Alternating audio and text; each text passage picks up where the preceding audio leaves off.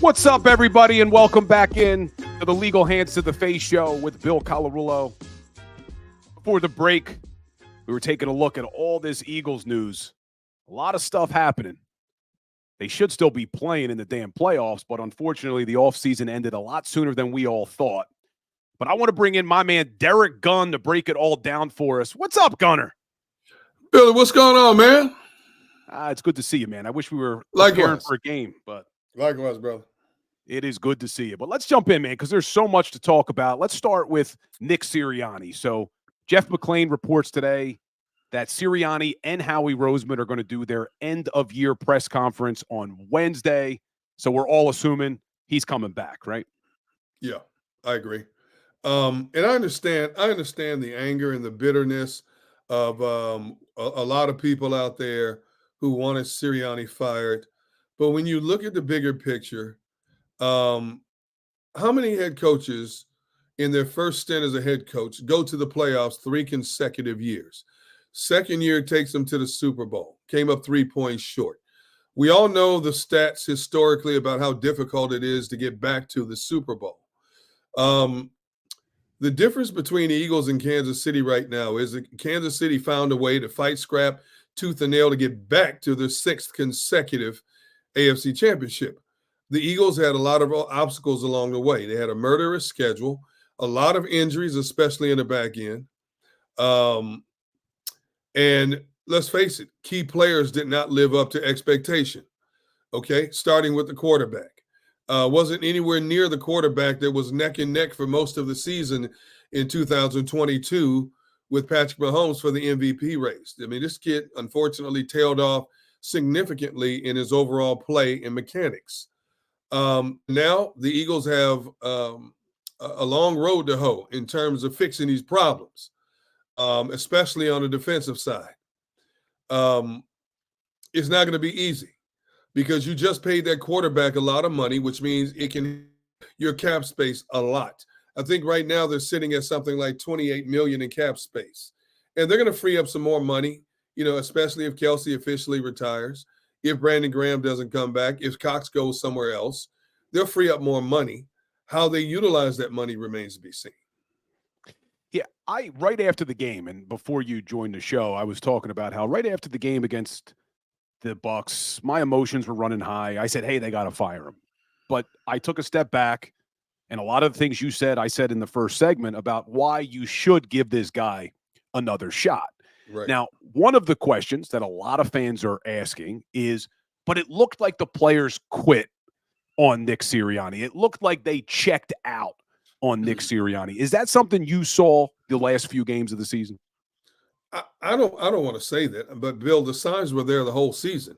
You can sit here and say they checked out because, yes, they lose back-to-back games to 2 of the worst teams in the NFL in Arizona and the Giants. But the signs were evident all season. The difference was when they were 10-1, they were finding ways to come from behind to win those games. It's not like they were dominating opponents. The luck of Vince Lombardi was on their side the first 11 games. And then all of a sudden, the laws of averages caught up with them. Injuries played a part, yes. But teams that were playing the Eagles began to better identify where to attack this defense. Offensively, they were still scoring points.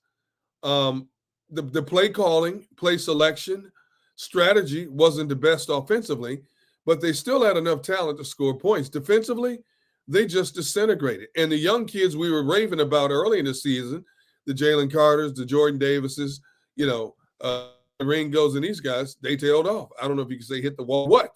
It just tailed off. Everything that was going right for this team for 11 games just all of a sudden went bad for this team, the last 6 games of the season.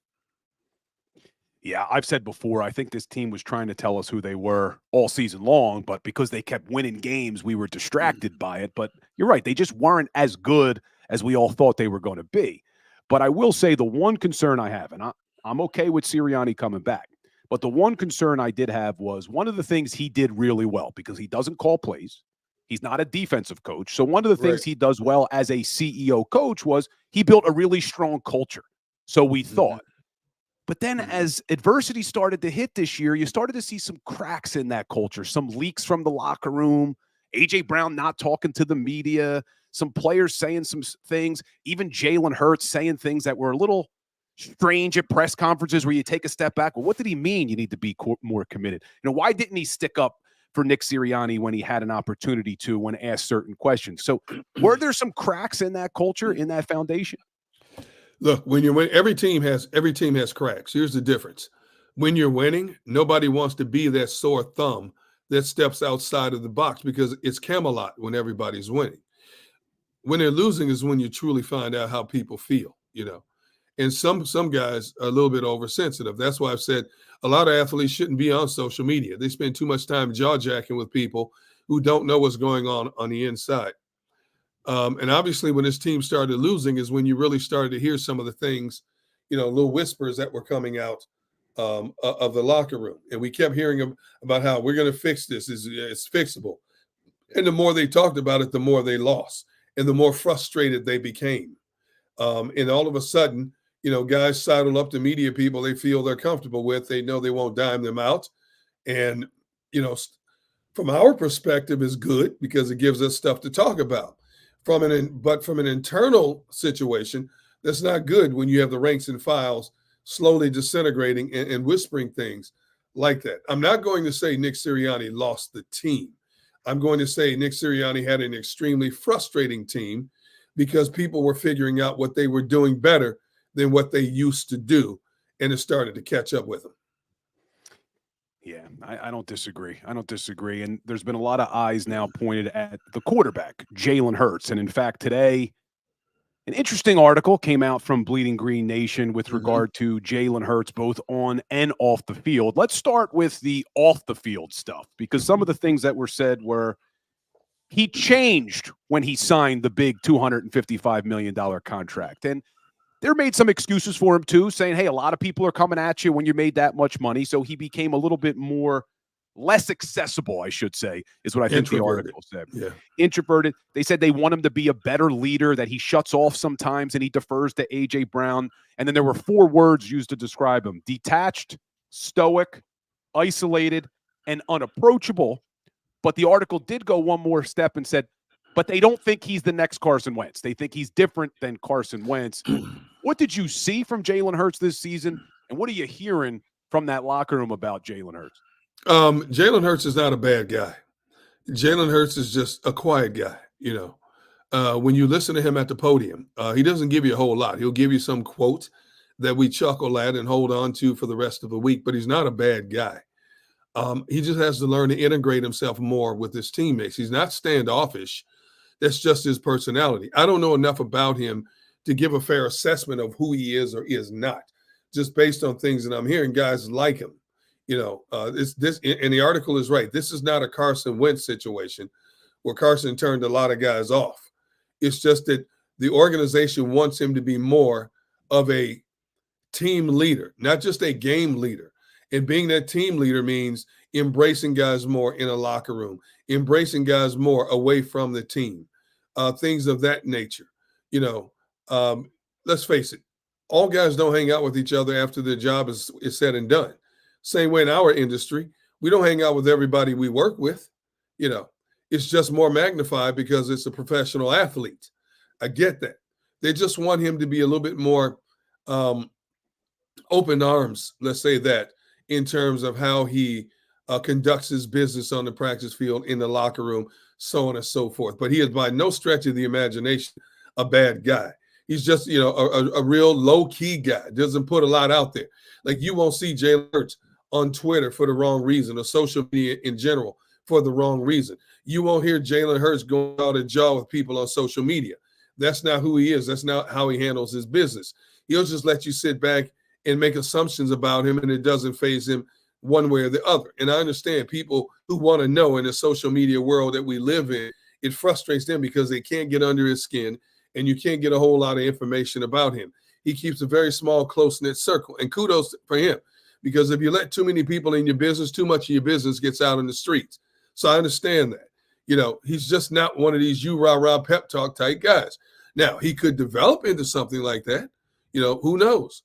But he's got to get back as an athlete to the Jalen Hurts of 2022 that Shane Steichen propelled to number 2 in the voting in the MVP race. He was not that guy since Shane Steichen left. So now we're going to see what direction this team is going in terms of finding the right offensive coordinator, so to speak, to bring out the best of Jalen in 24. And you tweeted out today, all signs are pointing towards Brian Johnson not returning. Is that what you're hearing? Zero chance that Brian Johnson comes back as offensive coordinator? I'll say 99. I never say 100% because, things change. I've seen things change too many times in this industry. But as I tweeted out, all indications are he will not be coming back to this organization. I don't know if he's going to get a head coaching job, but Brian Johnson will be coaching football in the National Football League in some capacity in 2024. Will it be as an offensive coordinator? That remains to be seen. Could be a quarterback coach, could be a wide receiver coach, whatever he wants to do to stay relevant in the NFL. He's interviewing right now for head coaching jobs. If those don't pan out, next level is OC. Next level after that is position coach. Brian Johnson is a good football coach. He was put in a situation where he didn't flourish in 2023. So I wonder if a number of teams would shy away from him in terms of being an offensive coordinator. But Brian Johnson also knows that if he doesn't get an OC job, he needs to stay relevant on the offensive side of the football in some capacity, and his turn will come again. It may not be in 24. May have to wait until 25 if he doesn't get an OC job right now. But he'll still be in football in some capacity. So the only interesting thing, though, is Wednesday, they're going to do this end-of-the-year press conference, and they're going to be asked about Brian Johnson. So if he hasn't been hired as a head coach somewhere by Wednesday, are we just going to get he's still the offensive coordinator of this football team answer? That's interesting when it comes to Howie. Howie doesn't like to put anything out there until he's ready and usually gives it to guys at the NFL Network or ESPN. I think if there's a chance that Brian Johnson comes back to the staff, it will not be as the OC. It will be in some other capacity, whether it's wide receivers, whether it's, it could be an assistant offensive coordinator. He won't be the main offensive coordinator out there.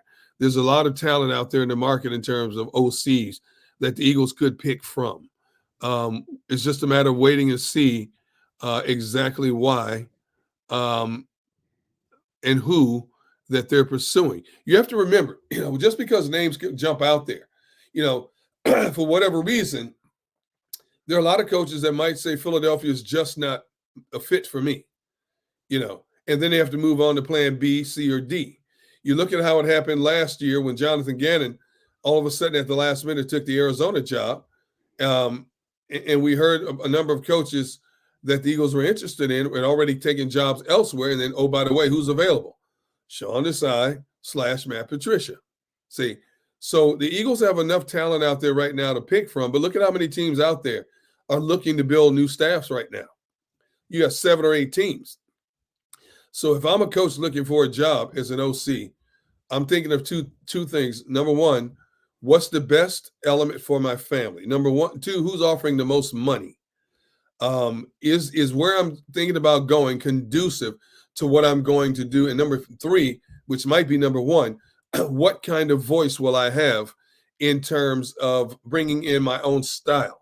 We've heard so many stories about Howie and Jeffrey wanting to be hands-on in terms of picking coaches, having input into the style of play. And that's all right. It's Jeffrey Lurie's toy.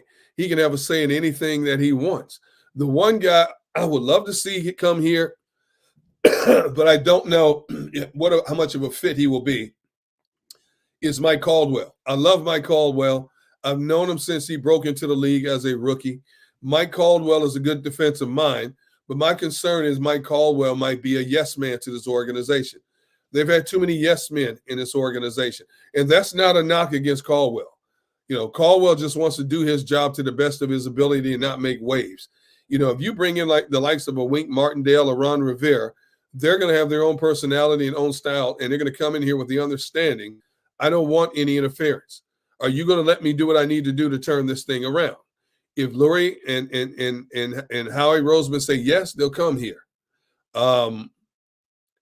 If not, they're not going to come here. Those are not yes men. They've been in the game too long. They don't need to be told what to do. They've had success in other stops, as we've seen. Howie Roseman has to get away from the Jonathan Gannons, the Shane Steichens, the Sean Desai's, the coaches that they can kind of string along and have unlimited input and suggestions to. They need coaches to come in here with a veteran presence who can help turn this thing around sooner rather than later. Yeah, I did think it was interesting. In addition to Caldwell, you mentioned Wink Martindale, Ron Rivera. Yeah. Two guys who are veteran guys, but even more interesting to me, Wink Martindale likes to blitz, and that's something we have not seen from a Philadelphia Eagles defensive coordinator. They don't feel that the way you win football games, or at least this is how they felt in the past, was by blitzing. They are that bend but don't break Vic Fangio style of defense. Right. Could you see a guy like Wink Martindale actually being brought in to this city with a guy blitzing number 2 in the NFL this year? What do the Eagles want? For the last 2 years, we've watched Jonathan Gannon defense, a Sean Desai / Matt Patricia defense. If you look at the defenses that are playing in the National Football League, look at Baltimore's defense. Look at Kansas City's defense. Look at the 49ers defense. They're bringing pressure from all different areas. You have to put pressure on today's quarterback. You cannot allow him to stand back there and count 1,003, 1,004, 1,005, because eventually, even if you have 3-man routes and 6 guys in the back end trying to cover, somebody's going to come free when you let a quarterback have that much time to throw the football. You have to force a quarterback to make his decision sooner. Hey, look, teams started blitzing Jalen Hurts. Look what happened when you blitz Jalen Hurts. You flush him out of the pocket, you force him to make throws sooner than he wants to, or he throws it out of bounds. That's what you have to do in today's football. You cannot let the quarterback already has enough advantages and enough protection thanks to the change of league rules. But there's still ways to put heat on a quarterback and make him speed up his thought process. Those are the type of defenses that are still playing right now that you want to see in Philadelphia. And I see somebody in the chat mentioned Denard Wilson, obviously the D-backs coach that a lot of the D-backs wanted to get this job last season. Doesn't happen. They move on. He goes to the Ravens. Any chance a guy like Denard Wilson would come back to Philadelphia to be the DC? Well, fences can be mended, but Denard Wilson, I thought Denard Wilson would have been the perfect guy. If you had Denard Wilson running this defense, you would have had a much more aggressive defense in 2023. But there were personality clashes.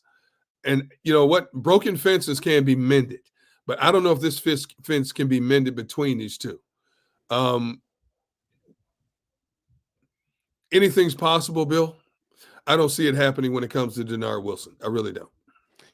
And the only name we've heard on the offensive side of the football, or at least that I've heard, Jim Bob Cooter. Jim Bob from South Philly. Bob Cooter, yep.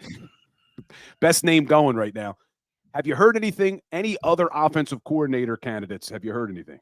No, they're keeping it really close to the vest. You know, when Howie Roseman and they get behind closed doors, when they don't want something to get out, they keep a lot of things close to the vest. And they don't want a lot to get out right now because, as we know, anybody the Eagles are going after, so are other teams. Or if it's identified the Eagles are interested in them, all of a sudden other teams are interested in, well, I mean, think about it. There's 7 teams out there looking to build new staffs. And everybody wants what you're looking at or what you have, you know. So the Eagles are going to play this cloak and dagger game as much as they could to keep other teams off their necks. And I understand that. You know, it's very little that's secret anymore in the NFL. You know, you try to gain an upper hand and advantage any way, shape, or form you can. And eventually it's going to come out. We know it's going to come out. Nothing stays secret forever. But the Eagles are hoping by the time something comes out, they will already have a deal in place with whoever they're going after. Yeah, they usually, whenever things get released, it's because they wanted it to get released, right? So, but let me ask you, because in my opinion, Jalen Hurts had opportunities to defend Nick Sirianni. Now, we saw Fletcher Cox come out and support Sirianni pretty strongly in the locker room. Jason Kelsey supported him pretty strongly. Brandon Graham on his show supported him pretty strongly. It felt to me that Jalen Hurts had a couple of opportunities throughout the season to support Sirianni, and he didn't really do it. Now, do you chalk that up to this is just how Jalen Hurts is at press conferences, because we know he doesn't like to give us a lot? or was there anything going on between Nick and Jalen? I don't think I'm not going to read between the lines, Bill. I don't think there's anything going on. Maybe Jalen didn't answer the question to our satisfaction. You're right. On one hand, if you really support your head coach, you emphatically come out and say it the way Fletcher Cox did, and other players as well. But Jalen Hurts, as we know him, is a very calculated individual in terms of what he said. I know there was frustration on Jalen's part with the offense, and I know there was frustration on the coach's part with Jalen because he continuously changed plays at the line of scrimmage. I had a player tell me, as I told you guys on the post-game show, and as I put on Twitter over a month ago, when they played that game against Dallas, players were frustrated because the comment was, look at how quick Dallas gets the bleeping ball out of their hands. Our routes take too long to develop. And sure enough, how many underneath routes did you see the Eagles throw in the last 6-7 games? Especially when 3rd and 6, 3rd and 7, they're going for the home run ball. They're going for the 15, 20-yard gain. You're playing right into a defense's hands. You look at a lot of successful offenses. Look at how Kansas City utilizes the underneath routes. Look how Brock Purdy utilizes those underneath routes. Lamar Jackson in Baltimore, how they those are killing routes. Those are defensive killer routes. But when you stand back there and you need 7 yards and you're going for 15 or 20, you're giving a lot of teams time to converge in the football because the ball's in the air a lot longer. You got to kill these guys underneath. What's the rule? We'll take what you give us. Eagles didn't do that well enough. Yeah, guys running wide open in the middle of the field, at times, and Jalen missed him because he's looking for the deep ball. He's looking for that home run hit, and teams started to realize that. You played right into the hands of a defense when you really could have hurt a lot of defenses and possibly won a few more games. They didn't do it. Yeah, you talk about Brock Purdy. I mean, one of the things they do so well is getting the ball in their playmakers' hands in space, not necessarily deep routes. On crossing routes. Them in space, let them get that yards after catch. That's something that Kansas City has perfected that. Andy Reid has perfected that. San Francisco has perfected that. Baltimore does a good job with that as well. And you're going to see Detroit. Detroit uses a lot of crossing routes. All these teams still standing offensively utilize the crossing routes because they have speed to utilize it. The Eagles have speed to utilize it. They just handcuff the speed they had. Yeah, I'm looking at the stats right now. And San Francisco, #1 yards after catch average at 6.6. Kansas City Chiefs, #2. Eagles didn't do a great job this year with that. That's for sure. So hopefully we'll start hearing some other names coming out for this offensive coordinator. I got one more question for you. I mentioned some of those veterans, Jason Kelce, Fletcher Cox, your buddy Brandon Graham.